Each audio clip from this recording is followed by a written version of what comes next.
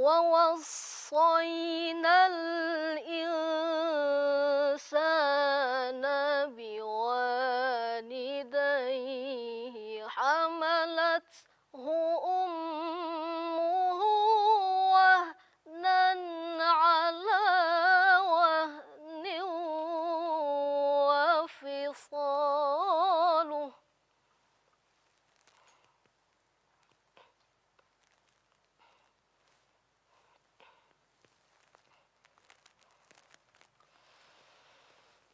وفصاله في عامين أن اشكر لي ولوالديك إلي المصير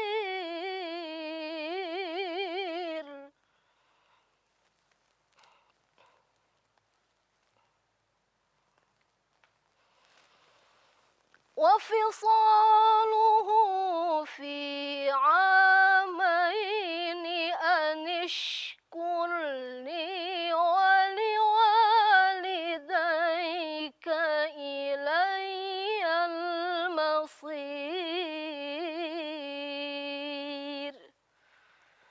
صدق الله العظيم.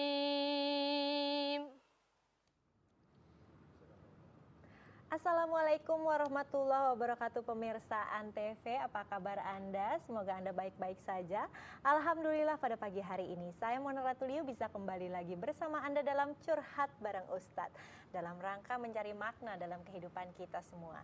Dan makna pertama yang akan saya cari pada pagi hari ini adalah apa ya kira-kira makna yang terkandung di dalam lantunan ayat suci Al-Quran yang merdu sekali yang sudah dibacakan oleh Qari'ah kita. Kita tanyakan langsung pada Ustadz Wijayanto. Assalamualaikum Ustadz. Waalaikumsalam warahmatullahi wabarakatuh. Seperti biasa Ustadz, ayo dong kasih bocorannya. Apa sih makna di dalam, kayaknya Luar merdu biasa. sekali tadi ya? Iya. Begitu ayat Quran itu kan bukan sekedar syair. Seorang pujangga saja kata-katanya penuh dengan makna. Sampai-sampai Ronggo Warsito aja dipujanggakan sampai hari ini karena kata-katanya dianggap sesuatu yang menjadi unsur-unsur prediksi kebaikan yang luar biasa. Apalagi ini yang berfirman Allah. Allah berfirman tentang betapa susahnya menjadi seorang ibu, menjadi seorang wanita. Maka ayat tadi bicara tentang bagaimana kita menghargai seorang ibu, menghormati seorang ibu. Karena surga kita semuanya ada di bawah telapak kaki ibu. Bahkan diingatkan tadi betapa susahnya ibu ketika mengandung, ketika menyapih, menyusui, dan seterusnya. Sampai-sampai digabungkan langsung orang yang bersyukur kepada Allah juga harus bersyukur kepada orang tua. Karena memang ridho Allah fi ridhol walidain. Allah akan ridho kalau orang tua kita juga ridho kepada kita. Maka ayat ini bicara tentang birrul walidain. Bagaimana kita menghargai dan menghormati kedua orang tua kita. Berarti saya nggak usah curhat lagi ya Pak Wid ya. Jadi udah dijelaskan di ayat itu kalau sudah. bagaimana mengandung, bagaimana menyapi gitu ya Pak Wid. Luar biasa. Luar biasa. Tinggal sekali. tanda tangan pulang kita ya. Baik. Dan pemirsa di rumah ini sudah ada lagi tamu istimewa kita pada pagi hari ini, seorang wanita yang namanya seindah suaranya. Assalamualaikum Ibu Sita Nursanti. Waalaikumsalam warahmatullahi Saya wabarakatuh. terkesima loh Sita Nursanti, ada nur-nurnya biasanya bagus tuh, katanya artinya baru tahu sekarang ya. Saya baru tahu beberapa tahun yang lalu, nama saya lengkapnya sebenarnya Indah Sita Nursanti gitu. Kalau Indah ya mungkin Indah. Sita ya saya kurang tahu kalau Sita artinya apa, tapi kalau nurnya kan jelas cahaya. Dan Santi belakangan saya tahu katanya berkah atau keberkahan. Gitu. Amin, mudah-mudahan cahaya mengandung keberkahan gitu bisa ya, memberikan keberkahan kepada semua. Kalau dengar suaranya nyanyi sih mengandung keberkahan. Bisa baca Quran nggak sih? Kayak tadi tuh dilantun-lantunkan gitu. Nggak bisa sih kalau dilantunin, tapi kalau baca. Kebayang deh kalau bisa pasti merdu banget ya. Insya Allah, mestinya sih bisa ya. Tapi saya termasuk yang saya baca abjad biasa aja gini suka kadang-kadang suka lama, jadi apalagi kalau bahasa Arab. Oke, nanti ikutan curhat bareng kita ya. Baik. Dan pemirsa di rumah boleh juga loh ikutan curhat dengan mengirim SMS ke 9123 dengan format Antv, spasi curhat, spasi isi pertanyaan. Atau bisa juga mengirimkan email ke cbu@an.tv. Ini sudah ada yang mau curhat mengenai katanya punya sepupu yang bisa melihat wujudnya jin atau syaitan. Waduh, seperti apa ceritanya? Silahkan. Assalamualaikum warahmatullahi wabarakatuh. Pak Waalaikumsalam Ustadz, Mbak warahmatullahi Mona, ada wabarakatuh. Astiananta di sini punya pertanyaan. Asti punya kakak sepupu yang cantik, pinter, baik hati. Kenal nggak? Oh, bukan itu pertanyaannya. Cuman kakak sepupu Asti ini kayak semacam bisa merasakan makhluk yang ada di alam lain gitu, tanda kutip. Terus dia seperti bisa melihat gitu. Kadang-kadang dia bisa, kalau dia mau, kadang-kadang saat makhluk itu mau menunjukkan keberadaannya pada kakak sepupu saya itu. Terus benar nggak sih kalau yang kayak gitu, terus di Islam itu seperti apa? Terus kan sebutannya untuk yang di alam lain juga macam-macam, ada jin, ada setan, hantu, tuyul atau apa macam-macam. Itu sebenarnya gimana sih? Dan yang benar, yang paling bisa kita percaya itu yang mana gitu. Kayaknya pertanyaan itu aja dan mudah-mudahan bisa diberikan informasi dan yang pasti mudah-mudahan saya bisa ngerti karena agak lama. Terima kasih. Wassalamualaikum warahmatullahi wabarakatuh. Waalaikumsalam warahmatullahi wabarakatuh. Mbak Sita pernah lihat hantu, setan, jin, apa Aduh. makhluk halus gitu? Jangan deh kayaknya. Jangan ya, saya juga Saya nggak soalnya mau. tipenya penakut banget nih Pak Ustadz gitu. Takut banget sama yang kayak gitu-gitu. Saya nggak tahu apakah semestinya takut atau semestinya sih biasa-biasa aja. Tapi kalau saya disuruh lihat hantu gitu, aduh nggak deh. Manusiawi sih secara Manusiawi ya. wajahnya atau Mungkin bentuknya lain aja seperti yang kayaknya, biasa kita lihat. Kalau kita lihat kan manusia, kucing, apa jadi gitu kita kan ya. sendiri kaget kali ya karena nggak biasa. Gimana nih Pak Wid, sebenarnya memang ada nggak manusia yang Ada memang dong. diciptakan untuk bisa melihat Pertama makhluk lain? bahwa makhluk Allah itu ada yang nampak secara dzatiyah, tapi juga nampak secara ghaibiyah. Dalam pengertian ada malaikat, ada jin, ada setan yang di zaman Rasulullah sendiri, sahabat kadang-kadang juga dinampakkan. Tiba-tiba ada seorang pengemis yang minta-minta, ternyata dia malaikat untuk menguji kedermawanan kita. Bahkan ada setan yang memiripkan dirinya sebagai manusia, ternyata untuk menipu. Nah, setan jin itu juga bisa berarti sifatiyah, bisa berarti dzatiyah. Artinya wujud nyata bisa sebagai sifat, sebagai satu isme atau sebagai satu dorongan yang mempengaruhi perilaku manusia juga bisa. Prinsipnya bahwa kalau kita bisa melihat itu sesungguhnya bagian dari tanda-tanda diperlihatkan. Karena itu tidak ada sesuatu yang bisa di tas sekolah. Tidak ada mikroskopnya nggak ada. Iya, tapi memang bisa dilihat ya Pak Wid, atau mungkin Tidak semua orang bisa. Kalau diperlihatkan sangat mungkin. Karena itu di luar kekuasaan. Kalau jin melihat kita, iya. Kalau kita bisa melihat jin, bisa blue jin di mana di tapi Bandung. diciptakan orang-orang yang bisa melihat makhluk halus atau makhluk selain manusia Ya misalnya. kadang-kadang Allah tujuannya apa ya, menunjukkan seperti itu sebagai pelajaran. Karena di zaman Nabi sendiri juga terjadi seperti itu. Ada malaikat tiba-tiba punya pakaian yang amburadul, itu karena menirukan Abu Bakar yang tadinya kaya raya karena membela agama sampai dia rambutnya bajunya compang-camping. Sehingga malaikat datang itu pakai pakaian persis sama, hanya untuk menyampaikan salam bahwa Allah ridho kepada perjuangan Abu Bakar yang sampai menderita, padahal dia orang kaya tapi merela untuk hartanya untuk perjuangan agama.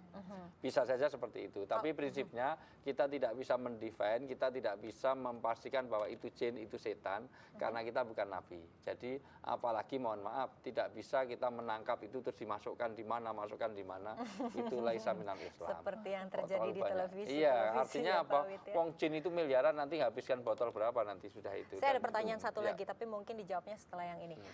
Kalau misalnya nih, saya punya kelebihan bisa lihat makhluk halus gitu, Pak Wid. Yang Apa jelas yang punya harus saya kelebihan Sita lakukan? sebenarnya. Apa yang harus saya lakukan? Apa saya harus mengasah lagi biar lebih jago lagi, atau cukup di situ apa yang harus saya lakukan? Tapi pemirsa jangan kemana-mana. Kalau Anda penasaran sama penasarannya seperti saya, kami akan kembali lagi setelah pariwara berikut ini yang akan langsung dijelang dengan azan subuh. Jangan kemana-mana.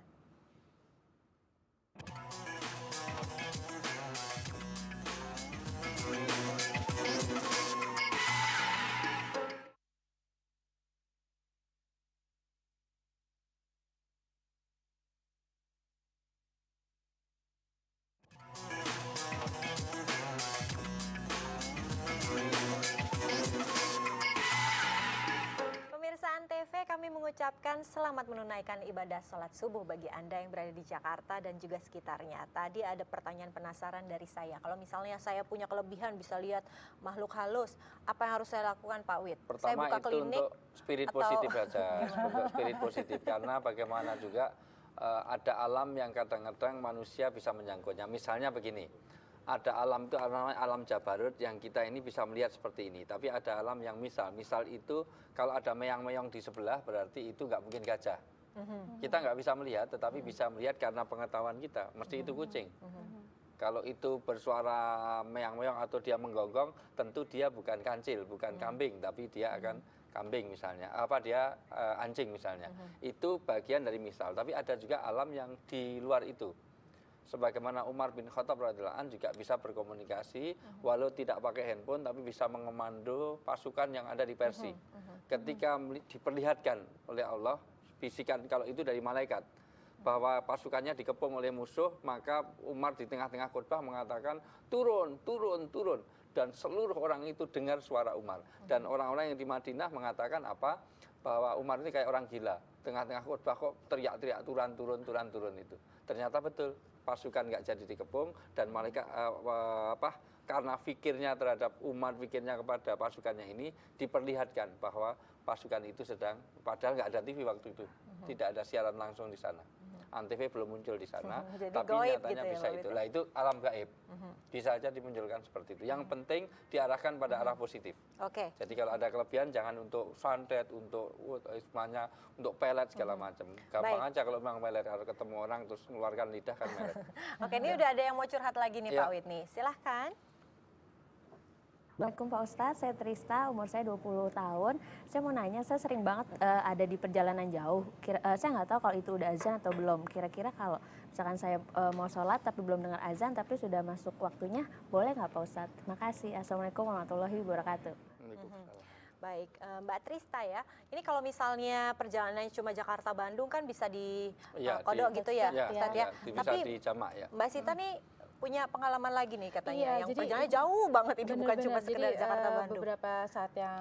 beberapa saat yang lalu gitu loh, Iya. Pak Ustadz. Jadi aku pernah pergi ke luar negeri. Lagi ke Tangerang, Ke Banten. Tangerang, Banten. Iya. Kita sudah keluar negeri Iya. Jakarta ya. Ini keluar Indonesia. Iya. Dan pada saat itu lagi ada musim dingin. Jadi pada saat itu juga kebetulan bulan puasa juga di sana. Di puasa aja kita bulan puasa juga di situ. Jadi musim dingin kan berarti lebih banyak gelap daripada terang. Nah itu bagaimana tuh Pak? Karena pada saat itu untungnya sih karena saya tinggal di tempat kakak saya, ada jadwal sholat lebih jelas. Tapi memang jadinya kayak, ini mepet banget. Misalnya cuma Kayaknya baru beda, aja sholat iya cuma zuhur jeda gitu ya. bisa 1 jam 2 jam aja udah langsung waktu berikutnya. Itu gimana tuh Pak Ustadz? Kalau di zaman Rasulullah sederhana. Orang itu sholat kan pakai hitungan matahari ya. Jadi misalnya tentang puasanya tadi ditanya puasa ya kapan itu terbit, kapan itu tenggelam. Nah, makanya kalau di musim dingin memang enak. Tapi kalau di musim panas juga Iya. lama. Bagaimana kalau itu ekstrim, misalnya di Kutub Utara, di Iya, Eskimo, iya. ya dikonversi. Dikonversi itu di rata-rata. Karena nanti jangan-jangan baru subuh, bentar lagi langsung maghrib misalnya, itu baru 3 jam, 4 jam. Tapi toh kita tidak akan hidup di sana, jadi tidak jadi masalah. Kemudian yang lain-lain sebetulnya kita sudah bisa dikonversi dengan jam. Maka ada kemudahan untuk dijamak tadi. Kalau itu kaitan dengan sholat. Kalau kaitannya dengan puasa bagaimana? Ada rukhsah, rukhsah itu keringanan. Kalau memang dia musim panas tidak memungkinkan untuk sepanjang itu. Karena kalau di musim panas kadang-kadang jam 3 sudah mulai puasa, kemudian nanti jam 9 baru adzan maghrib, 9 malam, itu sangat mungkin. Itu saya sendiri pernah tinggal di Eropa, di situ bisa saja terjadi seperti itu. Maka kalau memang nggak mampu karena dia dalam bepergian, bisa saja dia membatalkan untuk diganti di hari yang lain. Mungkin di itu bagian dari rukhsah, keringanan. Sepanjang ini insya Allah di belahan bumi ini masih dimudahkan untuk itu. Karena ada suasana seperti sekarang itu di Arab musim nanti Ramadan ini adalah musim panas, mungkin Musim agak panas, panjang, malah lebih panjang agak lagi ya, Pak panjang. Wit, ya? Tapi nggak masalah, enjoy saja karena ada suasana. Hampir semua yang umroh ya dia tidak membatalkan. Benar-benar. Seperti itu, ya. Oke, ini menarik sekali pemirsa. Ini akan kita bicarakan lebih lanjut setelah segmen berikut ini. Tapi jangan kemana-mana, kami kembali setelah pariwara berikut ini.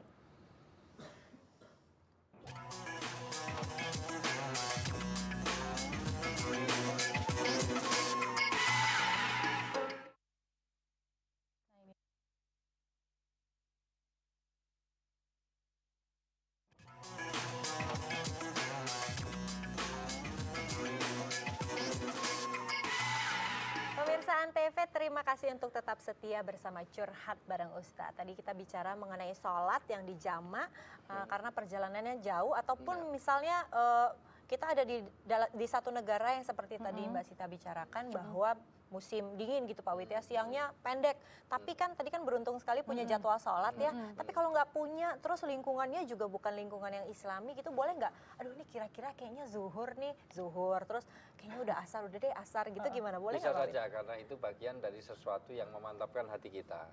Karena orang dalam bepergian, tapi kalau sekarang sebetulnya nggak ada masalah, karena di Eropa pun orang Muslim juga banyak, jadi komunikasi gampang. Internet sudah semuanya oke, jadi iya. nggak ada masalah. Sebetulnya sekarang. Tapi seandainya toh itu mentok-mentoknya sampai nggak ada informasi seperti itu, ada beberapa kemudahan. Satu, dari caranya bisa dijamak. Artinya kalau kita memang sholat bisa dijamak, diakhirkan itu namanya jamak takhir, diawalkan namanya jamak takdim. Bisa dikosor. Dikosor itu kalau yang jadi 4 jadi 2. Iya. Misalnya duhur sama asar 2 rakaat 2 rakaat. Tapi maghrib nggak bisa, 3 Maghrib jadi tetap 1,5 baru rukuk salam nggak boleh gitu. Jadi tetap saja tetap 3, tapi isaknya bisa 2 Bisa, rakaat. ya, bisa 2 Bahkan ada sunnahnya membaca suratnya pendek-pendek. Rasulullah kalau dalam bepergian membaca suratnya pendek-pendek. Juga wirid zikirnya juga tidak terlalu lama, karena itu dari sesuatu yang dimudahkan atau diringankan. Tetapi memang di dalam Islam ini sholat itu sesuatu yang tidak boleh ditinggalkan dan tidak boleh diqadha, tidak boleh diganti. Misalnya kemarin saya subuh 2 kali nggak bisa, ya sekarang subuh saya 4 kali nggak bisa. Lain dengan puasa. Karena semua orang bisa melakukan, nggak bisa duduk ya berbaring, nggak bisa berbaring ya dengan isyarat, nggak bisa dimudahkan isyarat gitu ya ya, Pak Wit? dimudah. Ya sampai disolatkan kalau nggak bisa apa-apa. Ini Pak Ustadz ada pertanyaan, kan kalau masalah jamak itu kan tadi ada yang dikosor gitu ya Pak Iya. ya, ada yang dijadi 2 atau 4. Nah itu sebenarnya kapan sih kita bisa mempergunakan, oke deh sekali sekarang saatnya saya 2-2, tapi di situasi yang lain harus 4-4. Itu yang Iya. membedakannya apa Kalau sih dia di sebenarnya? dalam negeri, maka dia tetap 4-4, artinya di kotanya sendiri. Yaitu dia tidak sebagai musafir. Musafir itu adalah orang yang keluar dari ikomahnya. Misalnya Mbak Sita pergi ke Jogja, sudah bukan orang Jogja, maka itu musafir, boleh menjamak, boleh mengkosor. Tapi kalau karena keperluan misalnya di sini, karena ada suatu rapat yang sangat penting Atau yang tidak syuting mungkin gitu ya. itu pun sesekali tidak boleh terus-terusan, karena Rasulullah pernah menjamak, karena pengajian, karena apa, boleh tapi tetap 4-4 karena tetap di negeri, 4-4. karena di kota Ini. sendiri. Di kota sendiri. Jadi nanti jamaknya 4-4. Oke, jadi kalau misalnya saya orang Bandung sebenarnya kan, tapi sekarang udah lebih banyak di Jakarta. Pas saya pulang lagi ke Bandung itu, Boleh, dia Boleh? tetap pokoknya ikomahnya tetap 1, jangan mendua. oh iya Gitu. iya iya. Jadi KTP-nya mana, kemudian itu artinya ikomahnya jelas, jangan di mana-mana ada itu. Ya lebih amannya sih sholat biasa aja Ya, kali ya. seperti Ini kan itu. kalau disempatkan. Itu zaman keringanan. dulu kan pakai onta atau mungkin jalan kaki gitu ya Pak Wit, yang memang kondisinya tidak memungkinkan mungkin untuk sholat pada waktunya gitu. Kalau sekarang kan enak tuh di mobil ber-AC lagi Sebetulnya mobilnya juga ada ya. satu Itu makanya kalau kalau perjalanan bisa jauh di-range, gimana? di-range, kira-kira perjalanan sampai di mana, nanti kita bisa berhenti di masjid. Itu- Nah, sayangnya kita ini masjid hanya untuk mampir pipis, kadang-kadang cari masjid bukan yang itu. Padahal masjid itu tempat sujud, seharusnya Nah, datang ya Jakarta jangan. Bandung kan banyak tuh tempat mampir Iya, ya Pak Wit. iya, iya, Itu iya. masih boleh dijamak Masih atau boleh, masih nggak boleh, karena Masih boleh dijamak. kebolehannya tidak karena kesulitan, tapi karena musafirnya, karena dia menjadi orang yang bepergian. Walaupun fasilitas banyak, orang puasa itu boleh kita ke Arab tuh makanan banyak, tapi kita tetap boleh makan kalau kita dari musafir tidak perlu puasa. Satu Demikian lagi juga pertanyaan jamak, boleh nggak? Iya, boleh, Gini, boleh, kalau misalnya kita jadi musafir, itu disebut musafir tuh kalau apa? Ada batas waktu nggak Pak? Satu, Misalnya ada bepergian berapa ada lama gitu? pendapat bahwa satu farsah sekitar 60 kilo atau 95 kilo itu menurut Imam Syafi'i. Tapi ada yang berpendapat 60 kilo. Tetapi Imam Hanafi, pokoknya orang sudah keluar dari ikomahnya. Sampai kalau orang sudah tidak bisa membedakan antara manusia dengan binatang. Jadi sejauh mata memandang. Jadi kalau kita ke Bekasi dari sini, dari Cawang ke Bekasi sudah musafir. Karena sudah tidak bisa membedakan itu manusia apa, sudah nggak bisa kelihatan. Apalagi saya sudah faktor usia begini, sudah nggak bisa itu. Jadi prinsipnya kalau dia sudah keluar dari tempat tinggalnya, maka boleh menjamak, boleh mengkosor. Iya. Dan juga boleh tidak puasa, tetapi mengganti di hari yang lain. Kalau sholat sebetulnya semua orang bisa. Baik. Bahkan di kendaraan tetap bisa. Ini sepertinya masih banyak yang penasaran, nanti lain waktu kita bahas lagi ya pemirsa ya. Mbak Sita terima kasih Terima banyak atas kasih, kehadirannya. Mona. Pak Wit terima kasih Ya, banyak, sama-sama. pemirsa terima kasih banyak juga. Jangan kemana-mana dulu, ini ada cerita juga yang akan disampaikan oleh Pak Wit. Silakan. Rasulullah SAW mensabdakan bahwa sholat itu sesungguhnya bukan hanya meninggalkan sesuatu, juga meninggalkan pikiran sesuatu. Dan orang yang berhasil sholatnya adalah orang yang bisa mencegah perbuatan keji dan mungkar. Mudah-mudahan sholat kita berhasil sehingga kita bisa mencegah perbuatan kita dari yang keji dan yang mungkar. Amin. Amin. Silakan Bu diminum. Bu. Hatur nuhun, terima kasih.